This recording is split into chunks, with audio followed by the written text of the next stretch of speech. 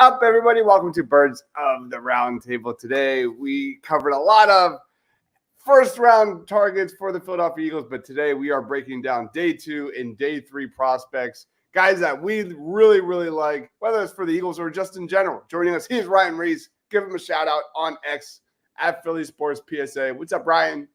Not much. Ready to talk about some sleepers and some late-round guys that you may not be aware of. So.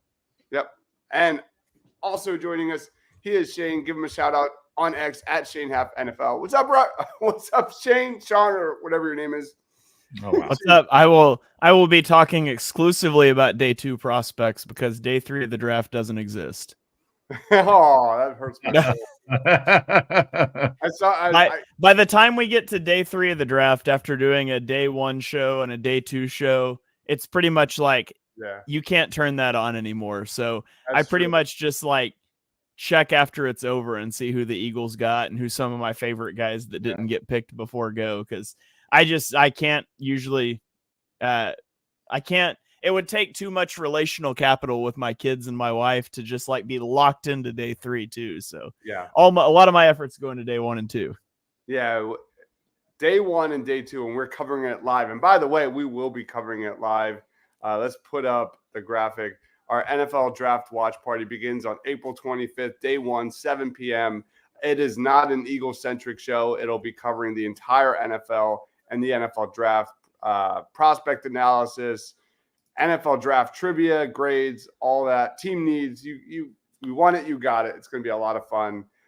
Day 1, day 2, and day 3. I know all of us here will be on it, at least for day 1 and day 2.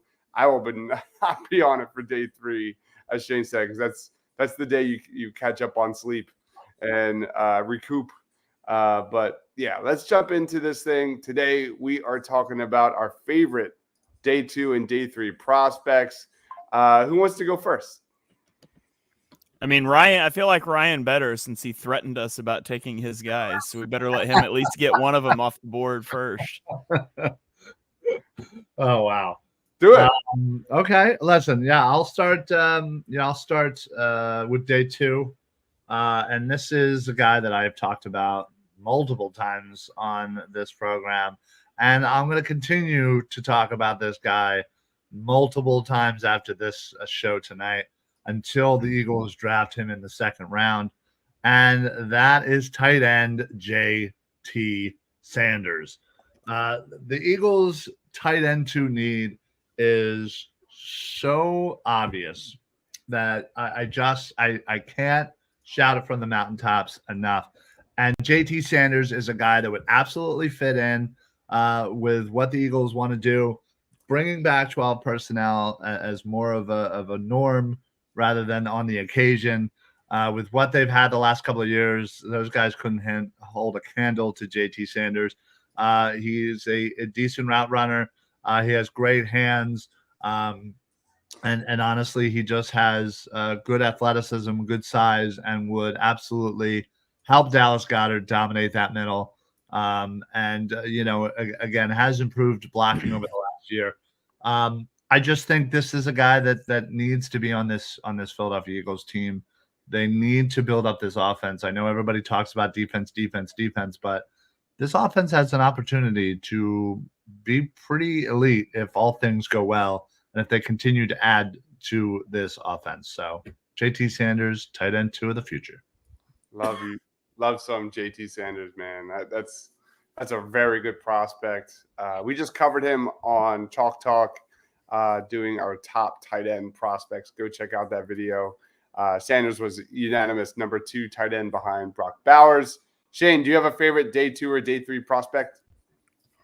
Yeah, I'm going to go with a guy that I've kind of been really high on all throughout the process. And then when we put our big boards together, I wasn't even the highest on him, which kind of disappointed me, but I'm still going to call him my guy. And it's Max Melton, the cornerback out of Rutgers.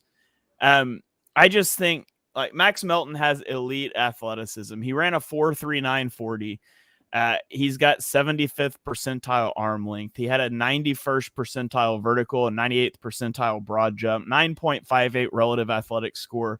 I think he's just the Eagles defense needs to get younger. It needs to get faster. And I think he brings a lot of versatility. He's only average size, but he's got really good length, really good awareness. He's really good in zone coverage.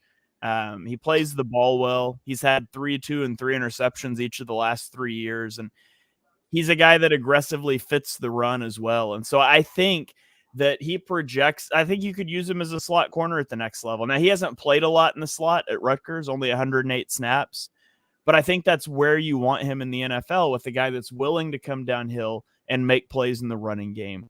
He's got that speed. He's got that quickness. The Eagles need a slot corner, and we know this, unless you're going to use Chauncey Gardner-Johnson as your slot corner, and then you desperately need a safety, and that's a whole different conversation. I'm a big fan of Max Melton, and I don't understand why he is where he is on like consensus big boards. He's number 64 on my big board, but I think around on consensus big boards, he's down near like in the 90s or something like that. All right. I also had Max Melton on my list. So that's a good one to list. I'll go to my guy. I'm going to talk a little more tight ends, and that's Bennie Sate. Really fun prospect. A guy that's really climbing up the boards. He had the best vertical jump among tight ends at the combine, best broad jump among tight ends, best 3-cone among tight ends at the combine, and the third best short shuttle, 4.23 seconds. I think he's solidified that day 2 range. He's just his burst off the line. He's a really solid route runner. He's a boulder of a tight end to bring down after the catch.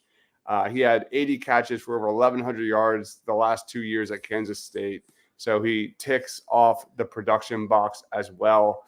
Bennie Sate's a guy to know for all the reasons Eagles fans that Ryan commented on when it comes to JT Sanders. But Bennie Sate is a really fun guy that I think would be a quality tight end too in the NFL from day one.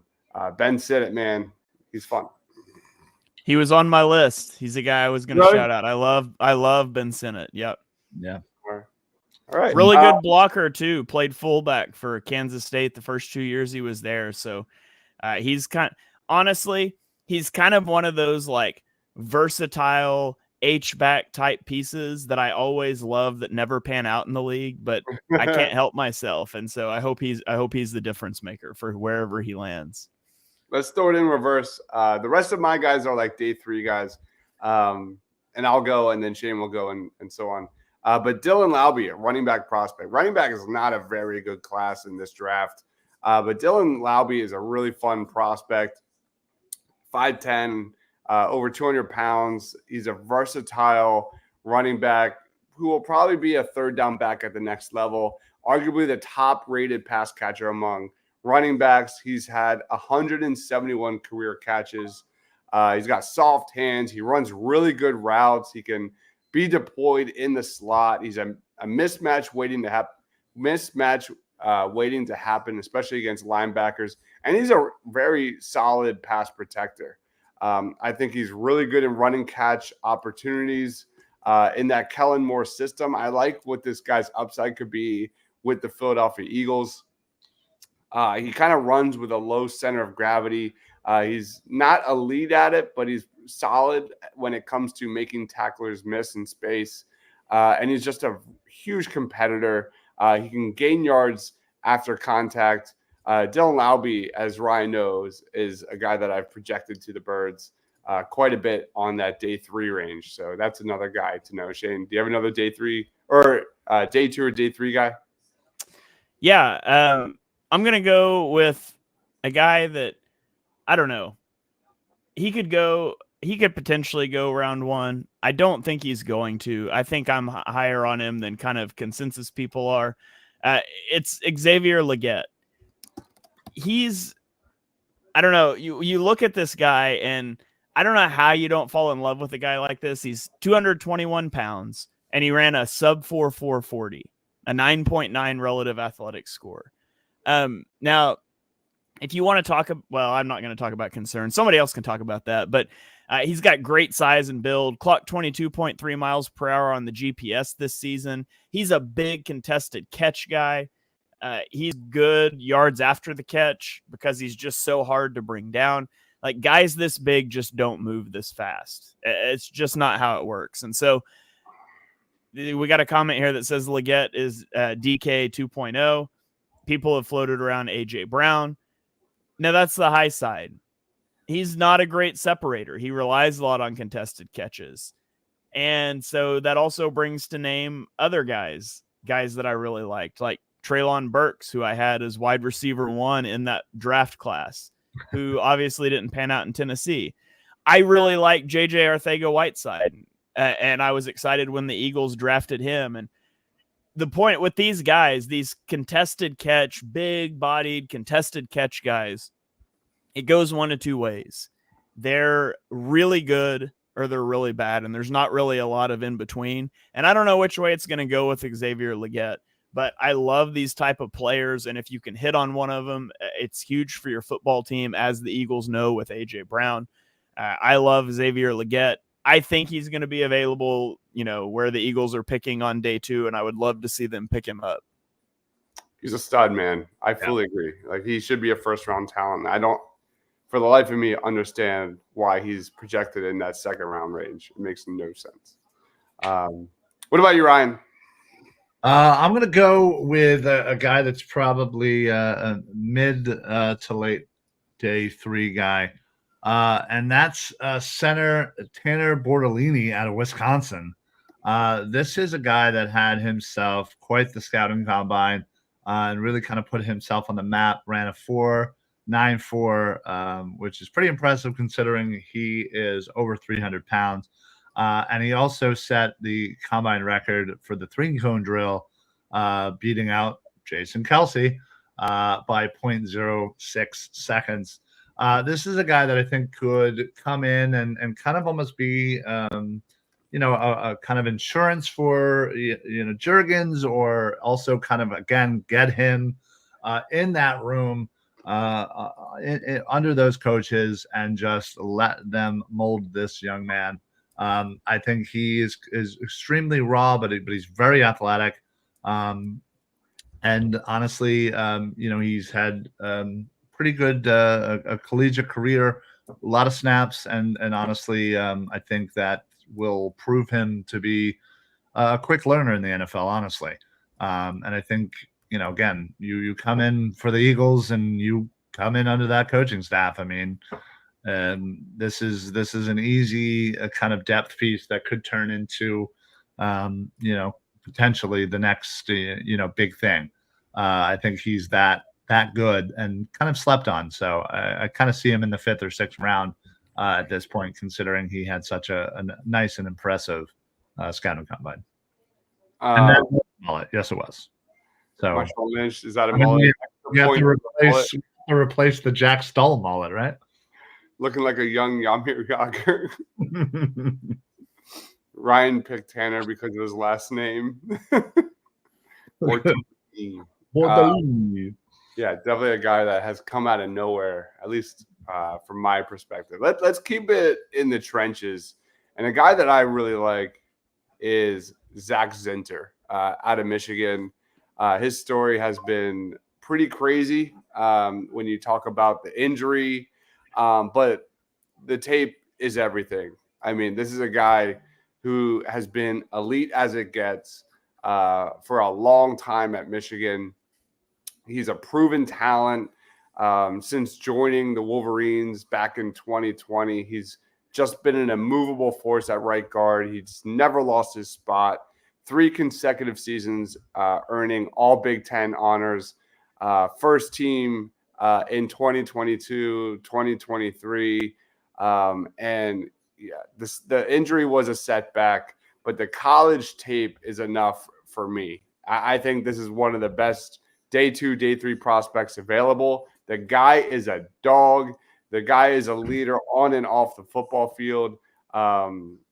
Once he gets healthy, he's a plug-and-play interior offensive lineman with major Pro Bowl upside.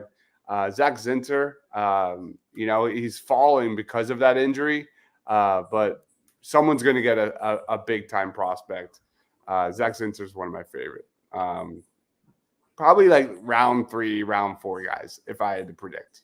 Yeah. Shane, do you have a guy? Yeah, I will not only keep it in the trenches, I'll keep it in the trenches with the same first name. And I'm going to go Zach Frazier out of West Virginia. Nice. He's probably a center only.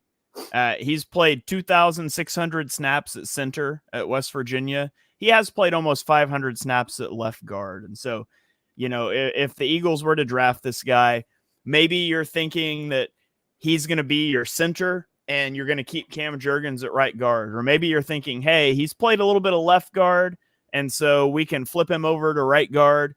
I don't know. You can figure that out. Stoutland can figure it out. But if you want to just add a piece on the interior offensive line and you don't want to do it on day one, this guy is likely going to be there where the Eagles pick in the second round. He is a cerebral player, had 3-time academic All Big 12. He has a background in high school wrestling, which I always love to see on my interior offensive linemen. They understand leverage. They've got good grip strength, those sorts of things. You see that from him. And Frazier, like I said, really smart player, sets the protection at the line of scrimmage pre-snap. He is a good puller in the run game, and he's got above average quickness and agility. He's kind of that squatty, compact build that the Eagles like. And so now he is coming off of a broken fibula in November as well. So he's another, I should have led with that. Not only in the trenches, not only the same first name, but also coming off of an injury. And that injury, and he's got some shorter arms. He's a guy that you're going to see sliding probably into, I would assume he's going to come off the board sometime late in the second round or even into the third round. But he's somebody that I could see the Eagles being interested in if they're either unsure about Cam Jurgens moving to center, or maybe they project that they can move Frazier out to right guard. But interesting thought experiment of investing into the interior on day 2 there. Yeah, for terrific prospect. Zach Frazier's a beast. He's a dog too. Ryan, do you have anybody? Yeah, I'm going to go back to tight end. And I'm going to go with Florida State, Jemell Bell. Ooh, interesting. This is a guy that I think is just, he didn't seem to get a lot of reps, throws, whatever you want to call it. But, this is a guy that started out in South Carolina, transferred to Florida State, and he's kind of one of those in-between guys where, he was a little bit too big to be a wide receiver, but he's kind of a little bit small on the tight end, but he's super athletic. And just given his mismatch, he was kind of able to kind of get around and play a little slot and play, even in the backfield at times, especially when he was with South Carolina. So, unfortunately at Florida State, they didn't really utilize him as much, but, this is a guy that I think, can play all over the place. He's just one of those athletic, really talented, great hands. And honestly, his blocking has improved over the last couple of years as well. Yes, he does have a bit of an injury history. Nothing incredibly major in college, but certainly in high school. And he's something that I think again would be somebody that could, mid round, mid draft, 4th, 5th round, that could be a little bit of a project, but also easily slide into that tight end too, and be a bigger upgrade over Stoll and Calcaterra. So I really like Jemell Bell and the versatility and the athleticism. Yeah, he's definitely a modern NFL player. I think might have a chance to be more successful in the NFL than in college. We'll see. Billy chimes in, question, what makes a player a first-round draft choice? So this is an interesting question because which one do you weigh more, upside or do you weigh production? Shane, we'll lead off with you. What makes a player a first-round selection? Oh man, I mean, a lot goes into it. When you look at, even when you hear Ryan and Dibes and I talk about players, we're gonna say the same things about these guys, right? Like, it's pretty rare that Dibes is like, when I watched this guy, I identified this as a weakness, and I'm like, whoa, I never thought of that or saw it, right? And so if you expand that and you go read Daniel Jeremiah, you go to the Ringer, if you go to anybody that's writing scouting reports, they're going to say the same things. Like, across the league, players are generally evaluated the same way. The valuation is what's different. Different teams will prioritize. Like, I know this guy has some weaknesses here. He's raw. A Tyler Guyton, for example, he's raw, but he has tremendous athleticism. Well, some teams are going to value that more because, man, he's got a lot of upside. And some teams are going to value him lower because, man, he's got a lot of upside, but we got to do a lot of work to get him there, a lot of technical refinement. So a lot of it, when you look at the players across the league, guys are going to scout them, evaluate them the same, but the valuation is just radically different. And it ultimately comes down to team needs, positional value, and how that all shakes out into becoming a first-round pick.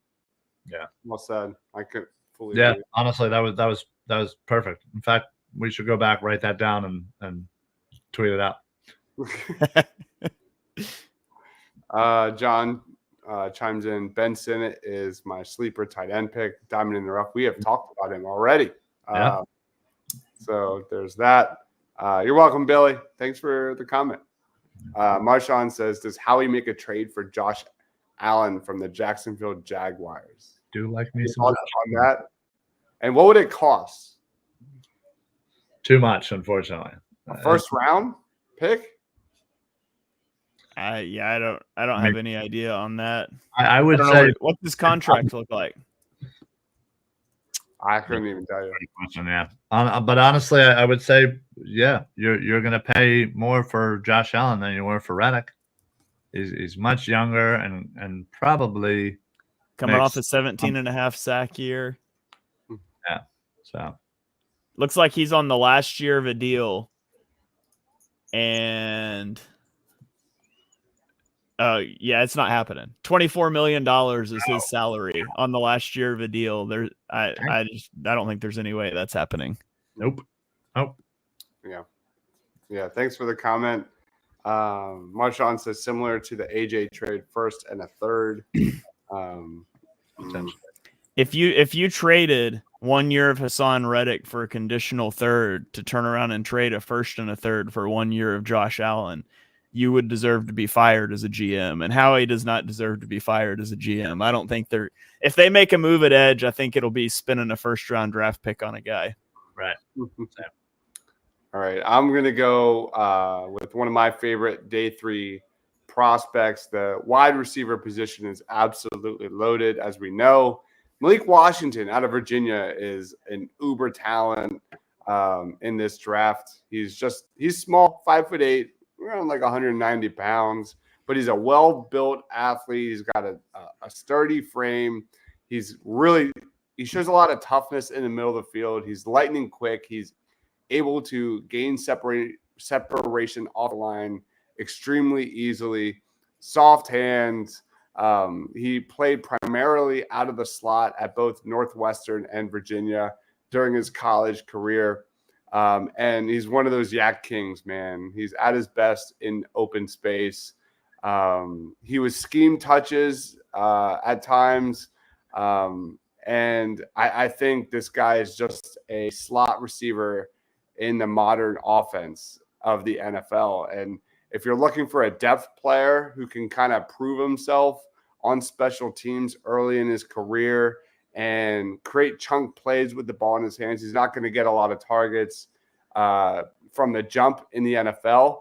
But Malik Washington is a really fun slot receiver that you could grow over the next several years. So I think Malik Washington would be a great day 3 selection for the Birds, someone to know. And I have another sleeper, I think, in that same realm.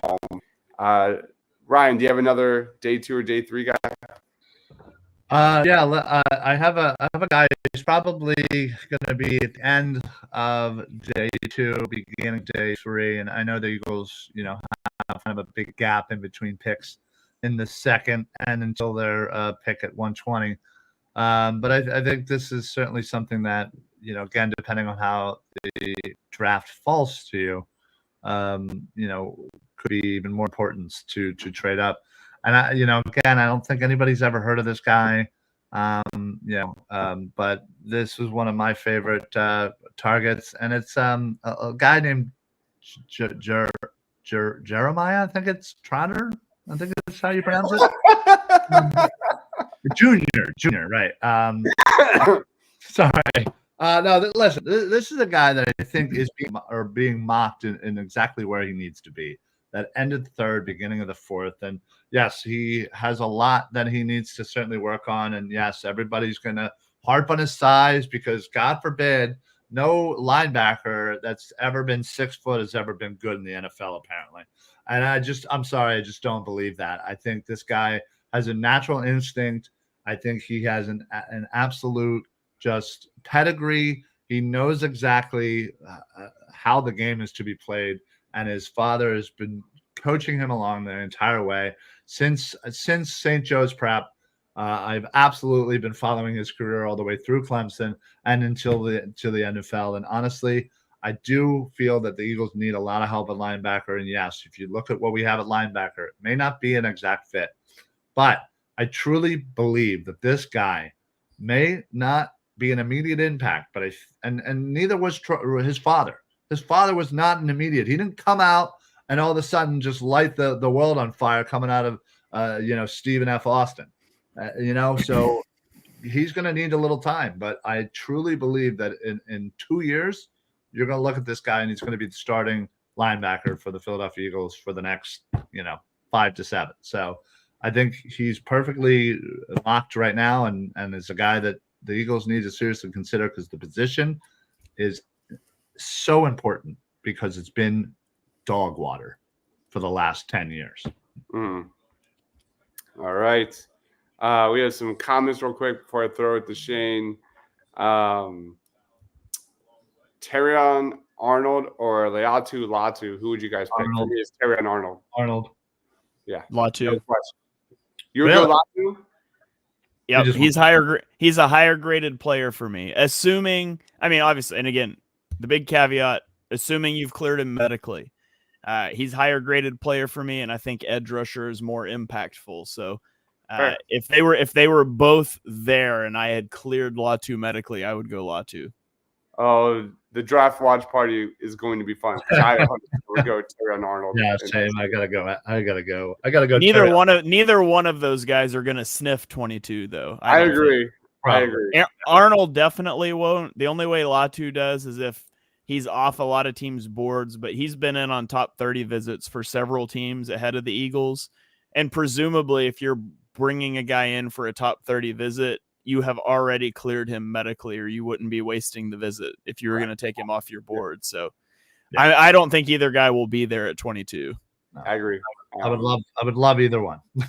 Me too. We did a show on our first round big board last night, and Latu and Arnold were really high. Yeah. And I think Latu is my edge one. He's terrific. He's a terrific prospect. Yang Gang's in the house saying Josh Allen would have to sign an extension to make that work. Malik Washington is a poor man's Oz. Man, well, that's so hurtful.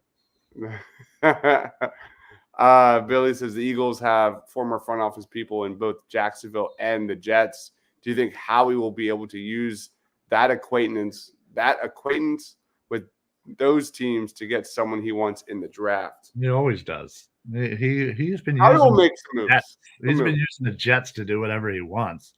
And apparently, whoever's the GM in Tennessee has just been his,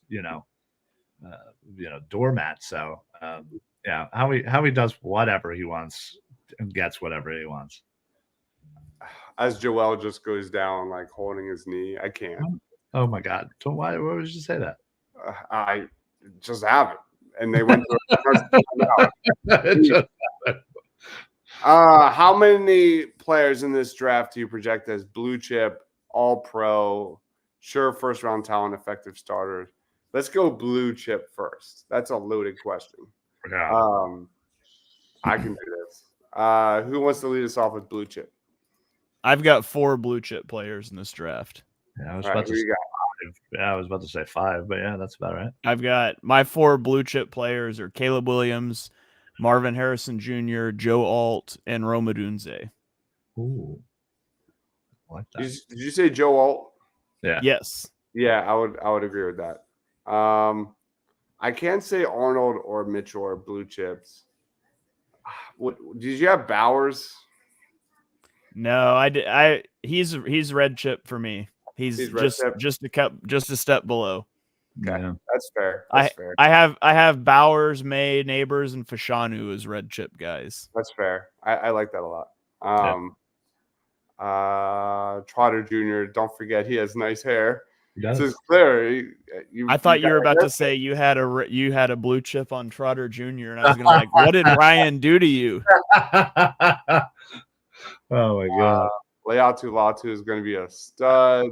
Great. We have Joe in the house. What's going on, Joe? What do you think about Cedric Gray from North Carolina? He's definitely. Can we stop with the the comments for just a moment and ask me about my next player? Sure. Yeah, who is your next player? Yeah, my next guy that I like on day 2 is a linebacker from North Carolina by the name of Cedric Gray. I like Cedric Gray a lot. I've got him slightly below Trotter Jr. I believe it was 72 versus 78 on my overall big board, but Gray's a guy that I like, and I've liked him for a long time, and it comes down to his athleticism.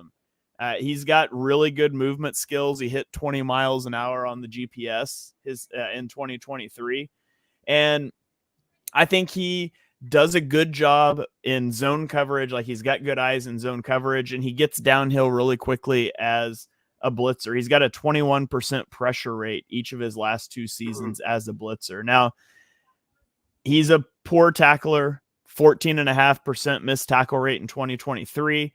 And I think he's got poor instincts against the run at times. And so you get into that whole thing of, like, the Eagles struggled against the run down the stretch last year. And so do you want to insert a guy that maybe doesn't have the best instincts in run defense into that? But to be honest, I think the Eagles just want to insert anyone with remotely close to NFL talent into the linebacker position. And Cedric Gray is a guy that I really like. I'm very much a believer at linebacker that just give me the athleticism over the middle of the field and we can try to coach up the rest. And so he's a guy that I really like. And, I'd be happy to see the Eagles walk away with him on day 2. Yeah. Cedric Gray was unbelievable during the Senior Bowl, Yes. especially in coverage. And that was like an area of weakness that I did not expect whatsoever from Cedric Gray. That's a really good one. Marshawn chimes in and says, Cedric Gray, is he better than the Kentucky linebacker? And God damn it, we have to give the people what they want, because this is another guy that I had on my radar. And the dude that is super underrated, day 3 guy, is Trevon Wallace out of Kentucky, man.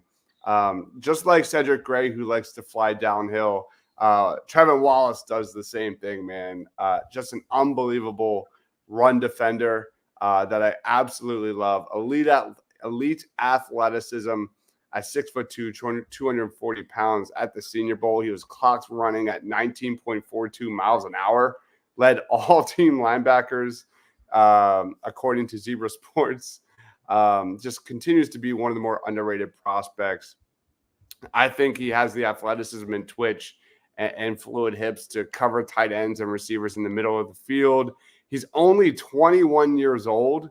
So I think he's got plenty of time and room to grow.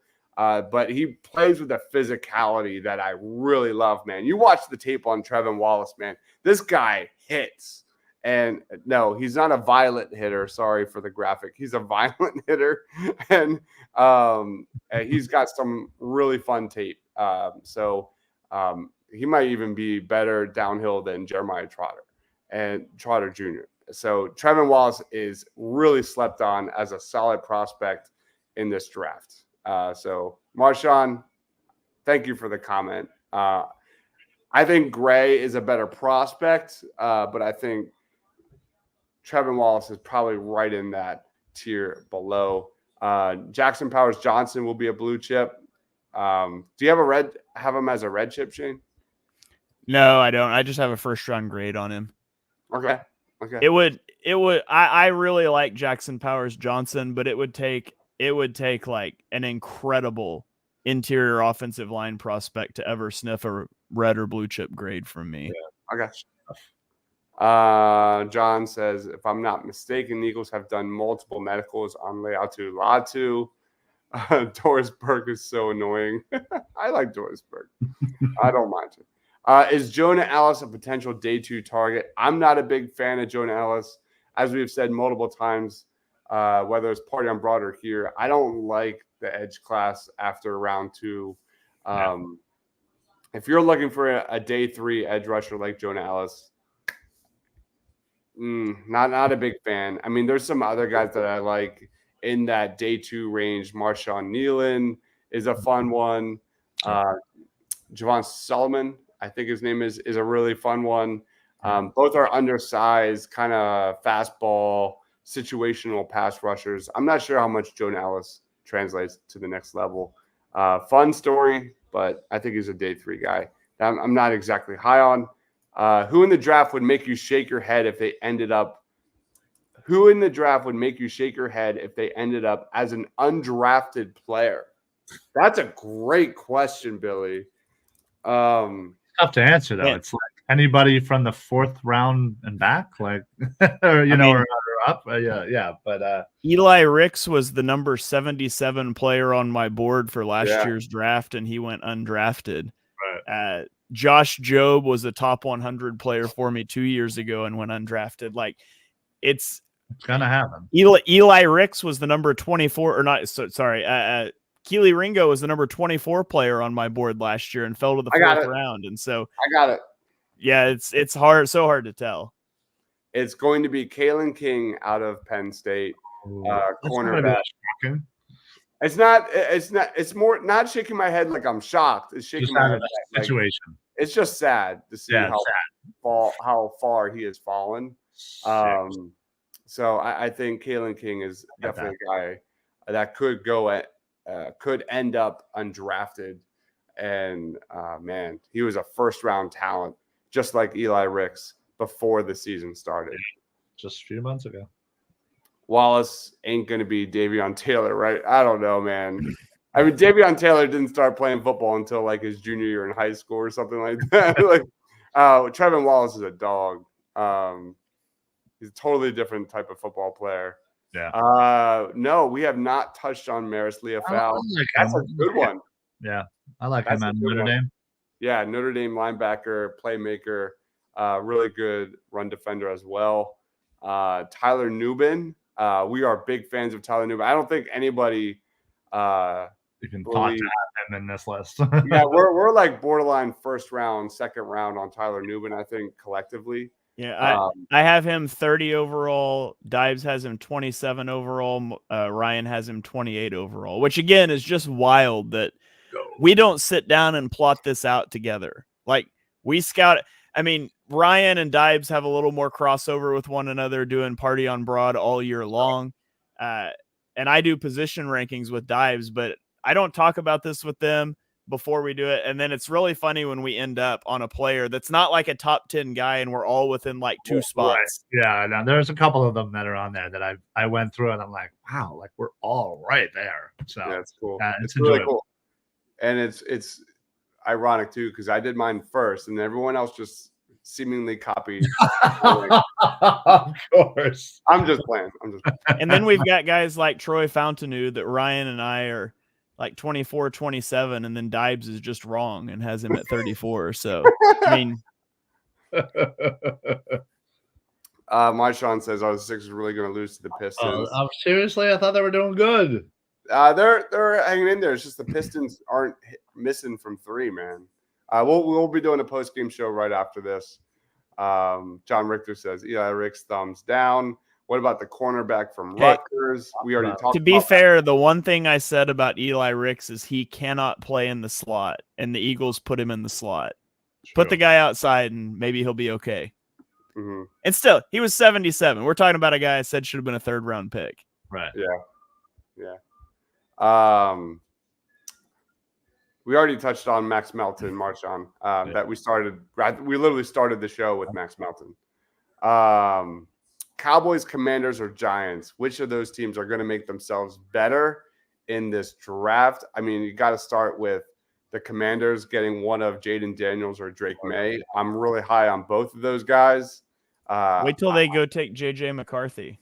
Oh, that would during the watch party. We will be taking shots. We will be celebrating. That will be a great day. I mean, I'm going to be ecstatic if they take Jaden Daniels instead of Drake May. So Drake May is a beast. I actually am upset that they're going to end up with Drake May. They should draft Drake May. I don't think they're going to. I Really? don't think they're going to take May. I would.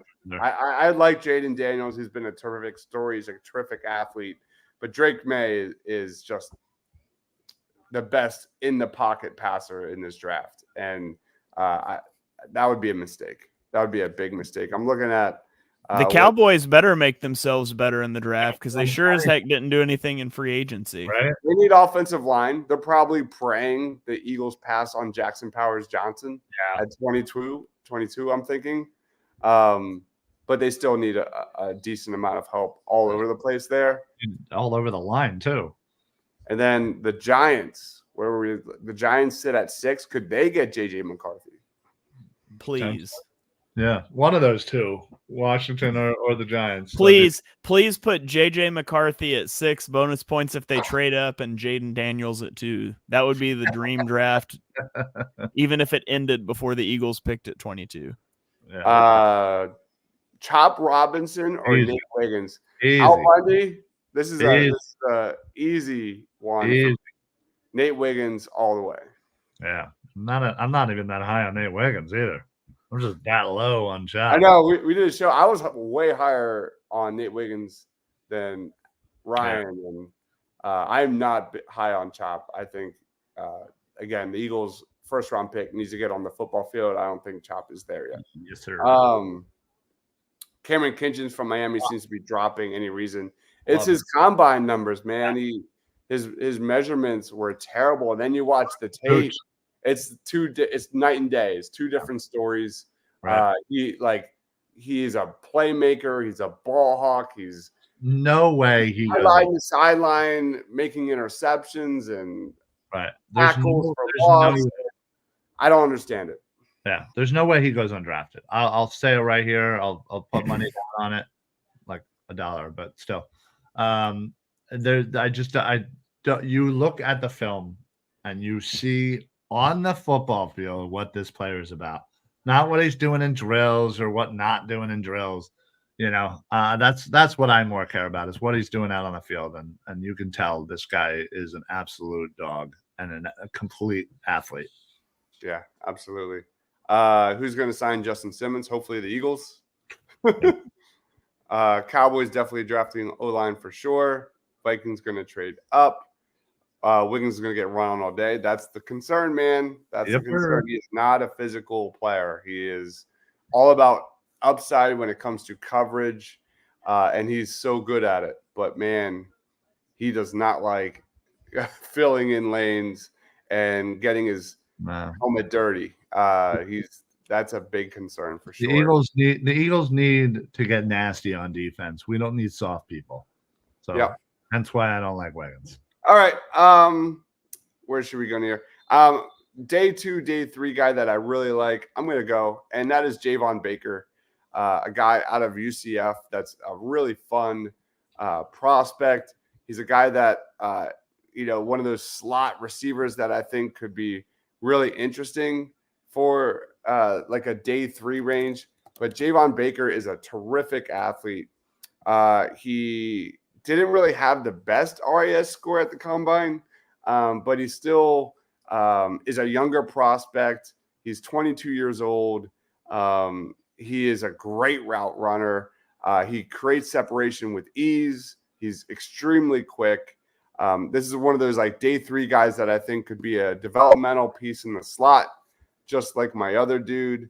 So Javon Baker is a guy, a wide receiver to know because he's fallen because of the depth and the quality of the wide receiver position.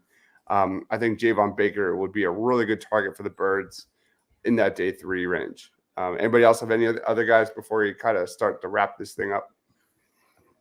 Yeah, I mean, I'm good. I'm sure we could sit here for another hour and start naming people. So, but I'm good. I'm good with the list we have compiled together here for the folks. I'll throw one more. Like the Eagles' biggest issue last year, no, not biggest, but one of the biggest issues was run defense. Give me Aaron Casey, a linebacker out of Indiana, another day 3 prospect that if you know, you know. And if you watch this guy is just a monster flying downhill. Not sure he's a 3-down linebacker at this point, but in run downs, this guy has a lot of upside that you like a lot. Aaron Casey, man, his tape is awesome. You can't take your eyes off of him. 6'2", 245 pounds, explosive, physical, one of the more tenacious downhill attackers in this draft. I don't know how much he's going to offer you in coverage. But yeah, as a run defender in the right role, he could be a fun one to get to know. Aaron Casey is a dude, man. Aaron is a dude. Wiggins is Forbes, and Mark actually compared the two, right, Shane? I'm pretty sure that was his comp. Yeah, well, I think he mentioned how high he was on Forbes last year when we were talking about Wiggins. I'm not sure if that was his official comp to him or not, though. Brandon says, "Hara's late. Did you talk about Sweat yet? Josh Sweat? No, that's not the show. Tavondre Sweat. Oh my God, I'm an idiot. All right, no, not the highest on Tavondre Sweat. I think there's better options there. He's gonna be available late now because he's gonna be dropping. Yeah, not a big Tavondre Sweat fan. This is incredible. Tavondre Sweat. Oh, never mind. I'm on the wrong line. Okay, this is still incredible. Roman Wilson. I'm 52. Dibes has him 53. Mark has him 52. No David way. has him 53. Ryan has him 55. That's insane. That's insane. I was looking to see where we were. I was looking to see where we all were on Tavondre Sweat, and I just clicked the line above him instead on accident. But that's funny. Ray Davis in the third. That's a little too rich for my blood. But Ray Davis is that big back, a guy that can move the chains. I like Ray Davis a lot. Marshawn Lloyd is another big back to know in that day 3 range that tested really well at the combine. Get to know him. Where Peyton Wilson and Dallas got it separated at birth. They do look the same, man. That's funny. And then Jamari Thrash, another slot wide receiver. I do like Jamari Thrash quite a bit. He's definitely a day 3 target for the Birds. I covered him in my slot wide receiver video. All right, let's wrap it up. Final thoughts on day 2, day 3, guys. Ryan, plugs. Yeah, listen, there's a lot to love with some of these guys, and it's easy to fall in love with them because of where they're being mocked and projected. I think you look at the value of some of these guys and where they could be had. I think that's the reason why we fall in love with these guys. And the Eagles have a lot of needs, and we talked about pretty much every single one of them, and at least one of the players that we talked about. So I would love for any of the people that we talked about to be an Eagles selection kind of midway through the day 3. And obviously some of the day 2 guys that we mentioned. So, certainly if you like our draft content, you have to follow us for all draft content and the draft watch party. I mean, we have so much stuff coming up with this NFL draft that's coming up in what, 2-3 weeks? Little over 2 weeks. 2.5 weeks. 2.5 weeks. So it's insane that it's flown by. It really feels like, honestly, it feels like October when we were doing, our shows about top 10 safeties or whatever the heck we were doing back then. But this has been a fun little ride this season, and it all culminates here in 2.5 weeks. And be there for the draft watch party, because we'll be there day 1 and day 2, and bringing you live reaction and analysis for all of the draft, starting at 7:00 on Thursday night. Did you say draft party? I did. I said it like 8 times. There it is. Make sure you join us for our draft watch party. It's going to be a lot of fun. I've started compiling some NFL draft trivia questions. We'll have segments like that, and tickers and big boards, everything you want. Positional rankings, you name it. Shane, final thoughts, plugs? Yeah, check out our draft guide if you have not yet. We've tweeted out the link to it. It has the top 100 players for the 3 of us, my co-host on Chalk Talk, Mark, and then David, who normally joins us for Birds of the Roundtable as well. It highlights who's highest and lowest on a player. It has our average ranking and then the consensus big board ranking of national outlets. Mark's player comps, relative athletic score data. You can filter by position. You can filter by a specific person's ranking, college, whatever. However, you will have to make a copy of it to be able to work the filters, because it's only a view version that we've shared with you guys, because we don't want anybody to go, make Caleb Williams Ryan's 108th overall player or something like that. So be sure you go check that out, play around with it. It will be featured on the draft show extensively. It's also going to have links to my top 50 scouting reports that I've been working on and putting out on Twitter. So check those out as well. I've got 3 coming out every weekday until the draft. Love it, man. They're so good. Go check out all the content Shane does at his YouTube channel as well. Go give him a shout out at Shane Half NFL.